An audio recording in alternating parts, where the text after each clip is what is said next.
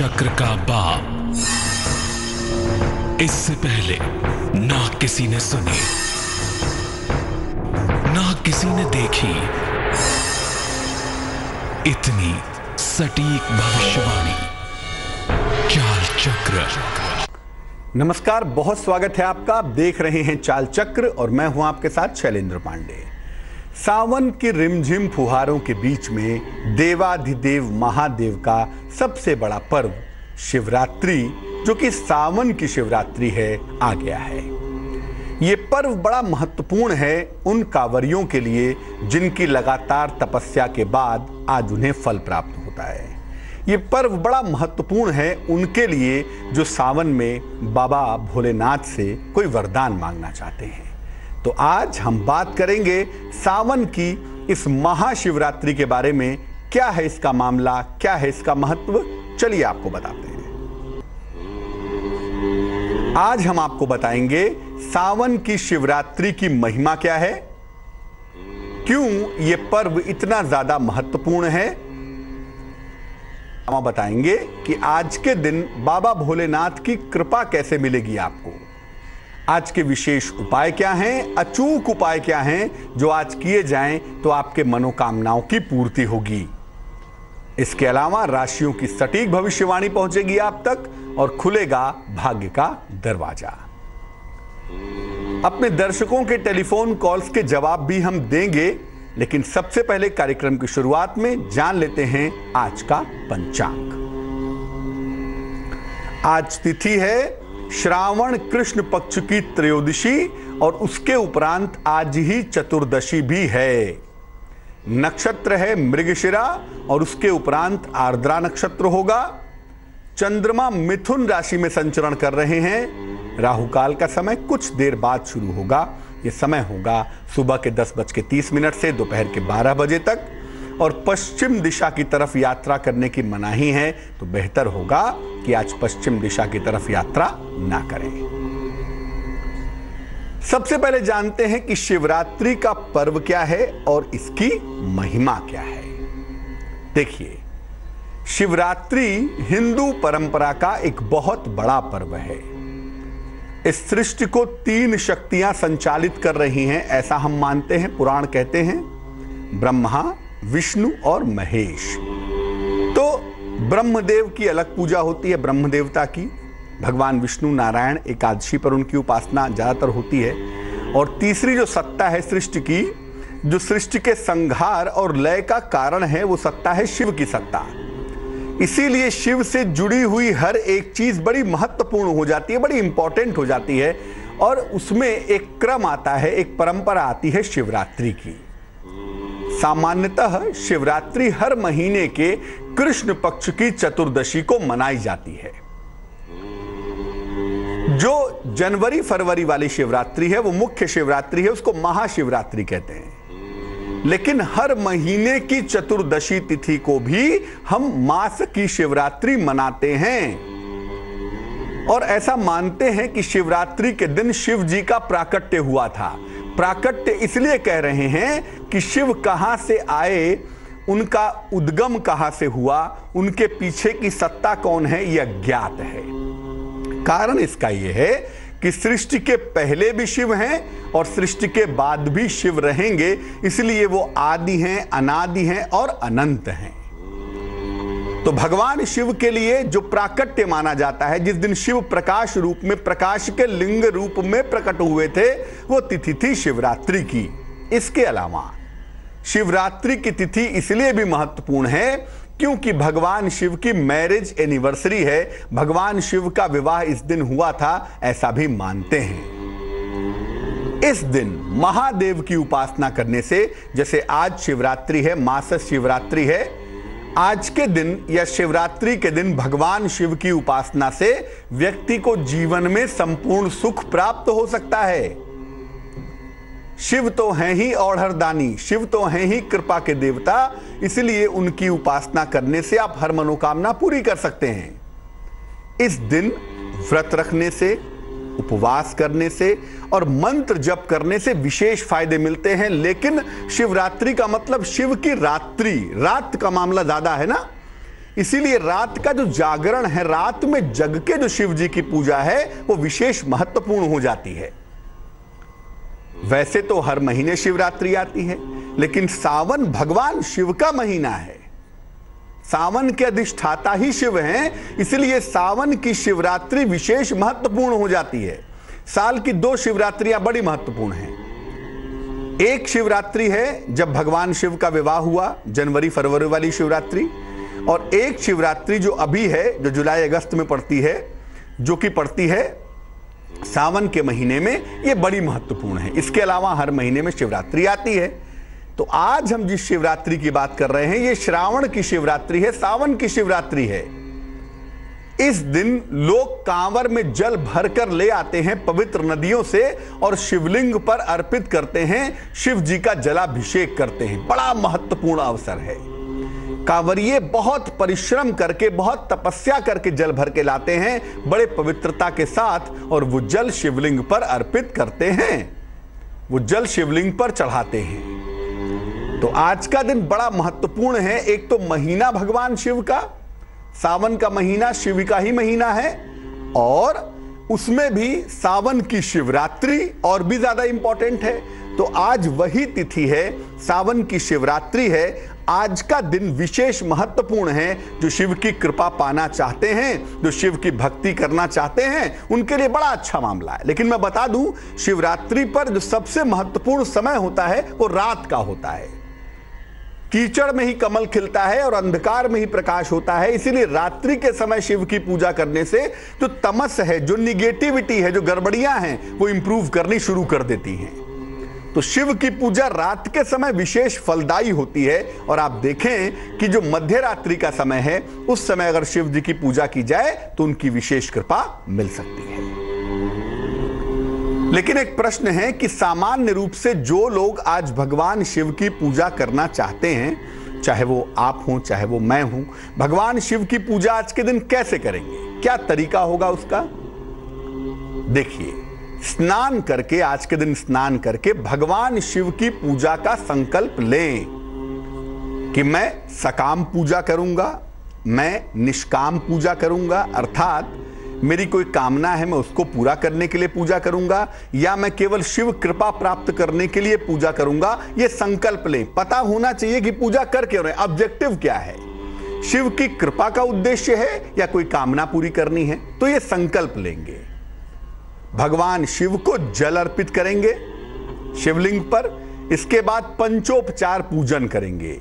दूध, दही, शहद, शक्कर और घी से भगवान शिव को स्नान कराएंगे, फिर जल अर्पित करेंगे और उसके बाद भगवान शिव के मंत्रों का जप करेंगे।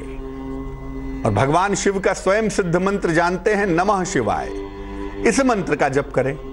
लेकिन मैं फिर बता दूं कि दिन में आप कितनी भी पूजा कर लें, लेकिन जो महत्वपूर्ण है वो आज रात की पूजा है।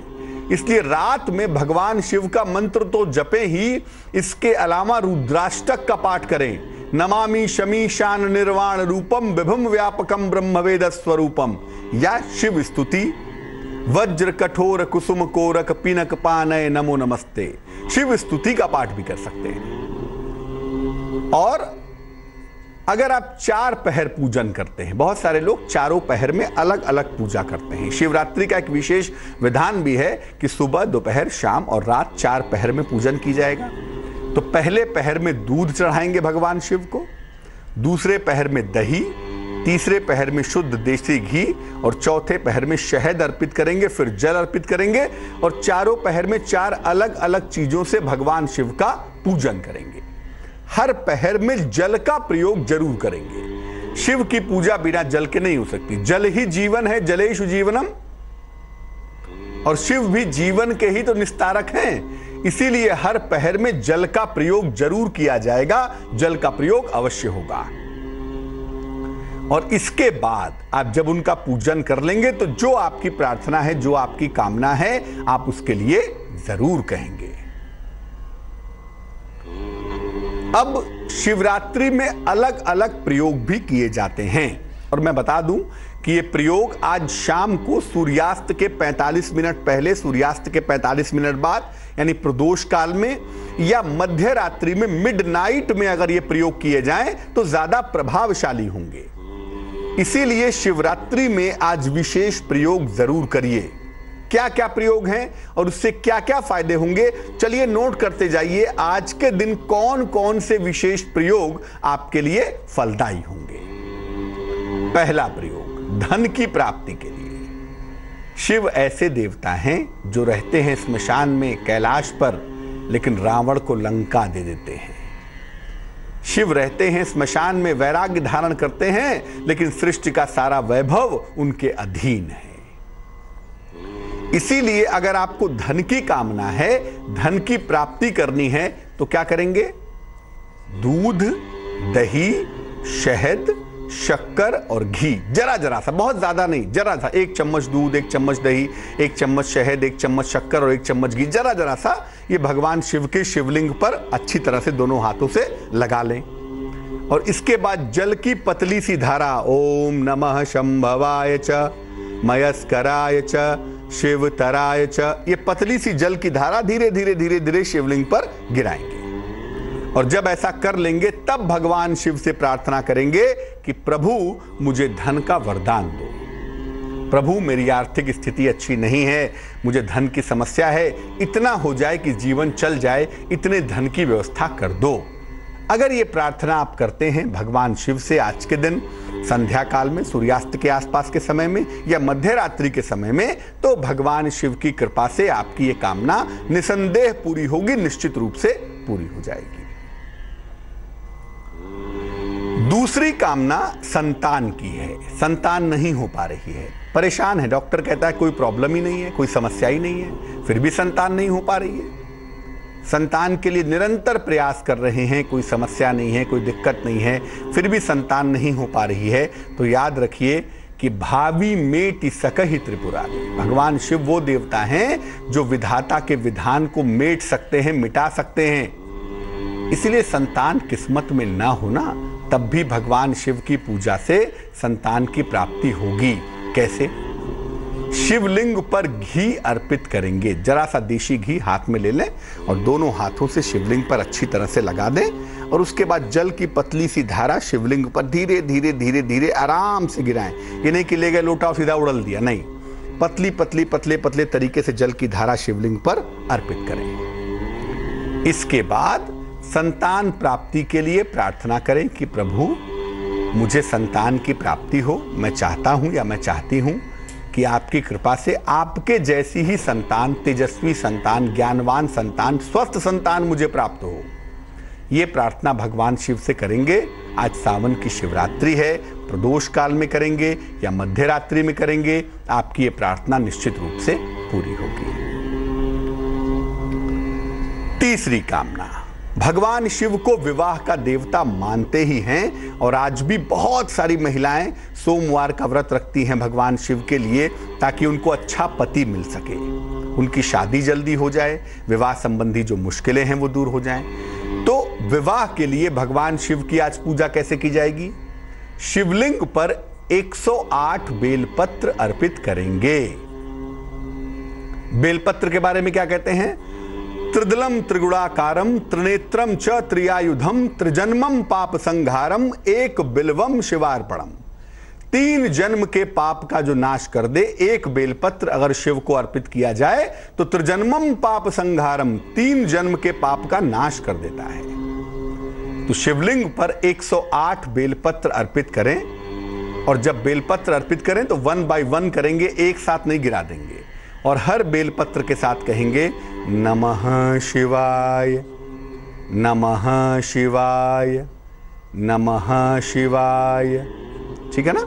ये कह के 108 बेलपत्र शिवलिंग पर अर्पित करें और हाथ जोड़ के प्रार्थना करें कि प्रभु मेरा शीघ्र विवाह हो जाए, मेरे विवाह में जो अड़चन आ रही है वो अड़चन दूर हो जाए। यकीन मानिए सावन की शिवरात्रि पर यह उपाय करने से आपके विवाह में अगर कोई बाधा आ रही है तो वो बाधा दूर हो जाएगी। शिव का एक नाम विश्वंभर भी है, जो विश्व का भरण पोषण करें वो विश्वंभर है, विश्वंभर है। तो अगर आपको रोजगार नहीं मिल पा रहा है, अगर आपको अच्छी नौकरी नहीं मिल पा रही है, आप तमाम प्रयास कर रहे हैं कि आपको बेहतर रोजगार मिल जाए, बेहतर नौकरी मिल जाए, लेकिन नहीं मिल पा रही है, क्या करेंगे ऐसा सावन की शिवरात्रि पर जिससे आपके बेहतर रोजगार की व्यवस्था हो जाए? शिवरात्रि के दिन यानी आज के दिन जलधारा से भगवान शिव का अभिषेक करेंगे। देखिए, जब भगवान शिव को शिवलिंग पे जल चढ़ाते हैं तो एक बार में ले जाके लोटा उड़ेलते नहीं हैं, धीरे धीरे पतली सी धारा बना के धीरे धीरे धीरे धीरे जल शिवलिंग पर गिराते हैं। तो धीरे धीरे पतली जल की धारा से भगवान शिव का अभिषेक करें, जल की धारा पतली सी गिराते जाएं शिवलिंग पर, और जब जलधारा अर्पित कर लें तो शिव मंदिर में 11 घी के दीपक जलाएं। ये संध्या काल में करें, प्रदोष काल में या मध्य रात्रि में करें तो बहुत अच्छा होगा। 11 घी के दीपक शिव मंदिर में जलाएं और भगवान शिव से प्रार्थना करें कि आपके रोजगार की, आपके बेहतर व्यवसाय की, आपके बेहतर नौकरी की व्यवस्था हो जाए। भगवान शिव का एक नाम मृत्युंजय भी है, जिनकी कृपा से मृत्यु को जीता जा सके। इसीलिए जब पूजा की जाती है शिव जी की तो क्या कहा जाता है? त्र्यंबकम यजामहे सुगंधिम पुष्टिवर्धनम उर्वारुकमिव बंधनान मृत्योर्मुक्षीयमामृतात्। मृत्यु से मुझे मुक्त करो। जिस प्रकार से ककड़ी पक जाने के बाद स्वयं ही बंधनों से मुक्त हो जाती है, इसी तरह से हे प्रभु मुझे जीवन और मृत्यु के इस बंधन से मुक्त करो। और वो केवल शिव ही कर सकते हैं, क्योंकि वो महामृत्युंजय हैं, वो मृत्युंजय हैं, मृत्यु और काल से बहुत ऊपर हैं। स्वास्थ्य परेशान कर रहा है, आरोग्य की समस्या है, आयु की समस्या है, जीवन में कोई मारक दशा चल रही है, ऐसी दशा में सावन की शिवरात्रि आपके लिए विशेष कल्याणकारी हो सकती है। भगवान शिव की कृपा से आपको अच्छे स्वास्थ्य का और अच्छे आरोग्य का वरदान मिल सकता है। कैसे? इत्र से भगवान शिव का अभिषेक करें। चंदन का इत्र लगाएं या गुलाब का इत्र शिवलिंग पर दोनों हाथों से लगाएं और इसके बाद पतली सी जल की धारा शिव मंदिर पर ही, शिवलिंग पर ही अर्पित करें। लेकिन याद रखें, केवड़े की सुगंध शिव पूजा में वर्जित है, उसका प्रयोग नहीं करेंगे, भूल कर भी नहीं। केवल चंदन की सुगंध का या गुलाब के इत्र का प्रयोग करें, शिवलिंग पे लगाएं, फिर जल की धारा चढ़ाएं और फिर शिव मंदिर में ही कहीं एक कोने में बैठ जाइएगा, ठीक है ना, या शिव मंदिर के कैंपस में बैठ जाइए और कहीं भी शिव जी के निकट बैठकर ओम जूं सह माम पालय पालय, ओम जूं सह माम पालय पालय, इस मंत्र का 11 माला जप करेंगे, 11 गुणे 108 बार, क्योंकि इस मंत्र को अमृत मृत्युंजय कहते हैं। और भगवान शिव का जो मृत्युंजय स्वरूप है उसमें क्या है? भगवान शिव के हाथों में अमृत का कलश है, जिससे वो अपने सर को सींच रहे हैं और भक्तों को अमृत का वरदान दे रहे हैं। तो ये अमृत मृत्युंजय का मंत्र है। इस मंत्र का 11 माला यानी 11 गुणे 108 बार जप करें और संभव अगर हो सके तो रुद्राक्ष की एक माला भी ले लें और वो रुद्राक्ष की माला सावन की शिवरात्रि पर भगवान शिव के शिवलिंग पर स्पर्श करा के, टच करा के आज से गले में पहन लें। लेकिन याद रखें, जब भी आप गले में कोई माला पहनते हैं, खासतौर से रुद्राक्ष पहनते हैं, तो रात में सोते समय निकाल दें और पुनः सुबह स्नान करने के बाद उसको धारण कर लें। ऐसा करने से आपके स्वास्थ्य की रक्षा होगी, आपके आयु की रक्षा होगी, आपके आरोग्य की रक्षा भी अवश्य होगी।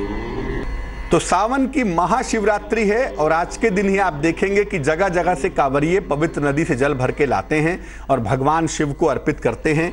आज के दिन भगवान शिव का श्रृंगार किया जाए, पवित्र नदियों का जल लाकर भगवान शिव को अर्पित किया जाए, भगवान शिव के शिवलिंग पर बेलपत्र चढ़ाया जाए, तो आज सारी मनोकामनाएं पूरी की जा सकती हैं। आप कुछ नहीं कर सकते, कम से कम 3 बेलपत्र और 1 लोटा जल आज भगवान शिव के शिवलिंग पर चढ़ा दीजिएगा। यकीन मानिए आपकी तमाम कामनाएं सावन के महीने से ही पूरी होनी शुरू हो जाएंगी। चर्चा को आगे बढ़ाते हैं, जानेंगे आपके राशियों का हाल, टेलीफोन कॉल्स का जवाब भी बेहद खास होगा आज के लिए। लेकिन सबसे पहले निरोगी भव। सावन के महीने में जहां तक संभव हो कच्चा सलाद खाने से बचें। यहां तक कि कहा जाता है कि सावन में पत्तेदार सब्जियों का प्रयोग नहीं करना चाहिए, क्योंकि ऐसा करने से आपके दिमाग में कीड़े घुस न जाएं या किसी तरह कोई इन्फेक्शन ना हो जाए। तो सावन में जहां तक संभव हो लीफी वेजिटेबल्स का इस्तेमाल न करें और कच्चा सलाद खाने से बचें, वरना स्वास्थ्य बिगड़ेगा, खासतौर से पेट खराब हो सकता है। राशियों की शुरुआत करते हैं। सबसे पहले जानते हैं मेष राशि का हाल। मेष राशि के लोगों को मान सम्मान की प्राप्ति होगी, कारोबार में फायदा होगा, हो सकता है कोई वाहन खरीदें, वाहन खरीदने के योग भी बन रहे हैं। शुभ रंग नारंगी है और भाग्य है 67%। वृष राशि, संतान प्राप्ति के योग हैं, रोजगार में मनचाही सफलता की संभावनाएं दिख रही हैं और अचानक कहीं से धन मिलेगा, दिन आपका बेहतर हो जाएगा। शुभ रंग आसमानी है और भाग्य है 54%। मिथुन राशि, नौकरी में सुधार और परिवर्तन के योग हैं, वाणी पर नियंत्रण बनाए रखें, जीवन साथी के स्वास्थ्य का ध्यान दें। शुभ रंग जिसका प्रयोग करेंगे वो होगा धानी और भाग्य होगा 88%। कर्क राशि, आपके सितारे कहते हैं कि आपके जीवन साथी की आज उन्नति होगी। हो सकता है किसी नई संपत्ति का फायदा भी हो आपको, लाभ भी हो आपको, साथ ही साथ धन की प्राप्ति भी होती हुई दिखाई दे रही है। शुभ रंग पीला है और भाग्य है 94%। सिंह राशि, वाद विवाद से बचाव करें, उच्चाधिकारियों के साथ तनाव हो सकता है, ध्यान रखें।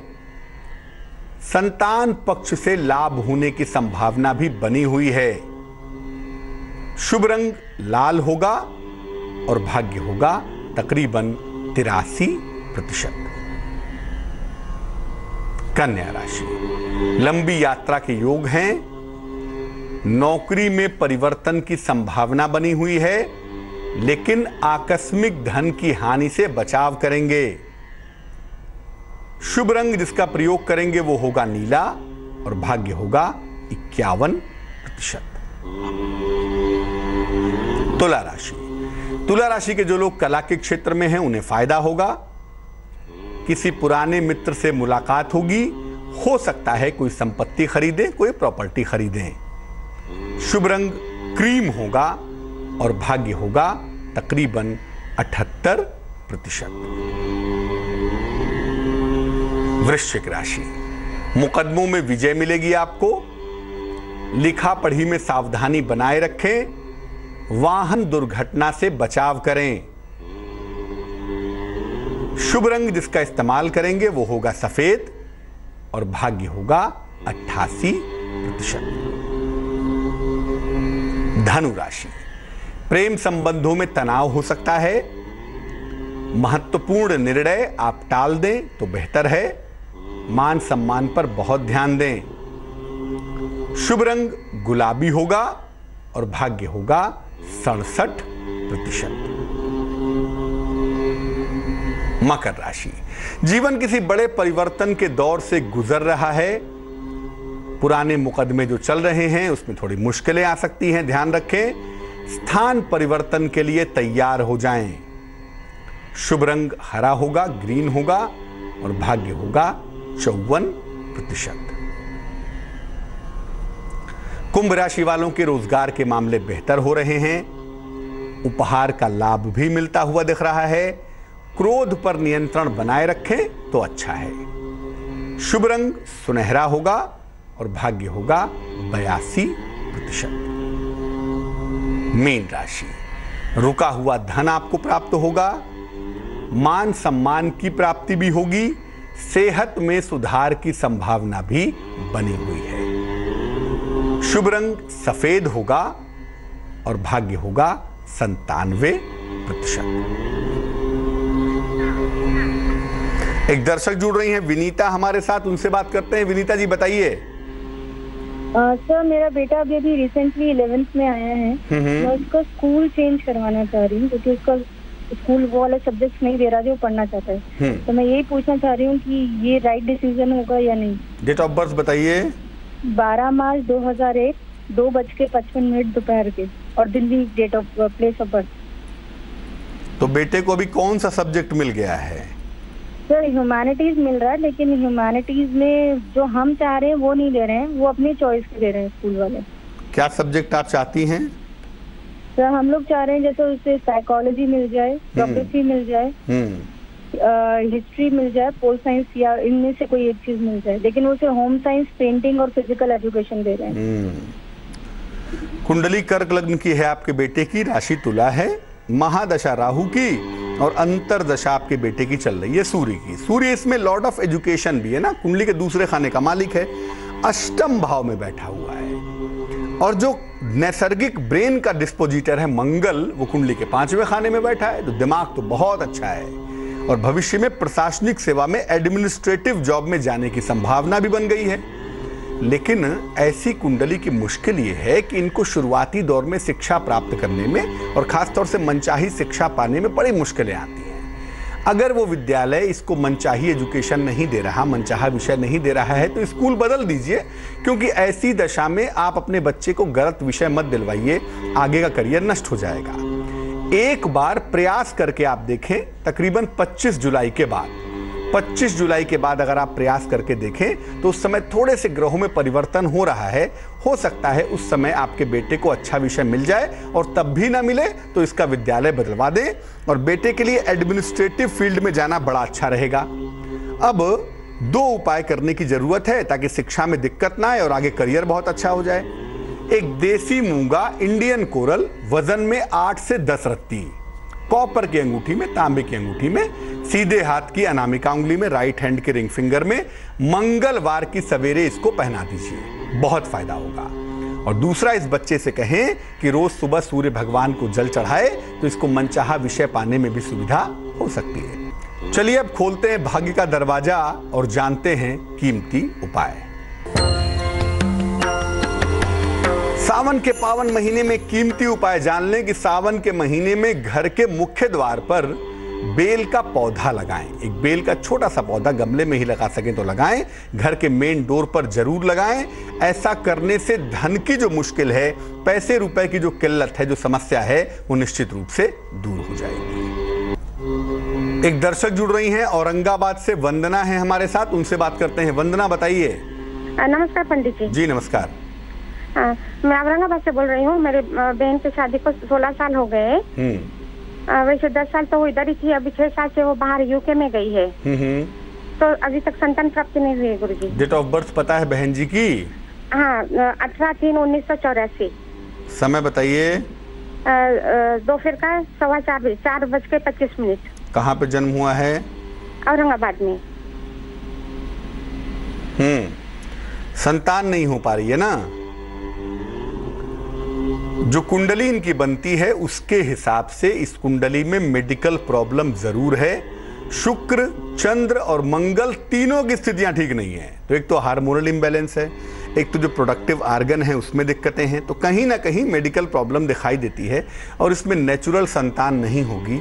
आपकी बहन को आईवीएफ के लिए, आईयूआई के लिए या टेस्ट ट्यूब बेबी जैसे किसी टेक्नोलॉजी के लिए जाना पड़ेगा, तभी संतान होगी। और उसके लिए भी मैं कहूँगा कि इस साल के सितंबर के बाद जाएं। सितंबर के बाद आईवीएफ, आईयूआई या किसी टेक्नोलॉजी के थ्रू संतान की कोशिश करें, तब जाकर अगले साल इनको संतान की प्राप्ति हो पाएगी। चलिए जान लेते हैं क्या है आज का शुभ पहर। आज का शुभ पहर है शाम को 5:30 से तकरीबन 7:30 तक। इस समय में शिवलिंग पर जल और बेलपत्र अर्पित करें। प्रदोष काल का सुंदर समय है ये, और ऐसा करने से आपकी तमाम मनोकामनाएं पूरी होंगी, क्योंकि आज है सावन की महाशिवरात्रि। लेकिन ये करना होगा शुभ पहर में ही, और शुभ पहर फिर से नोट कर लें, शाम को 5:30 से तकरीबन 7:30 के बीच में। तो आज के लिए चाल चक्र में बस इतना ही। आपका दिन शुभ हो, मंगलमय हो, इसी कामना के साथ मुझे दीजिए इजाजत। आगे देखिए रिश्तों की कहानी संजय सिन्हा के साथ। नमस्कार।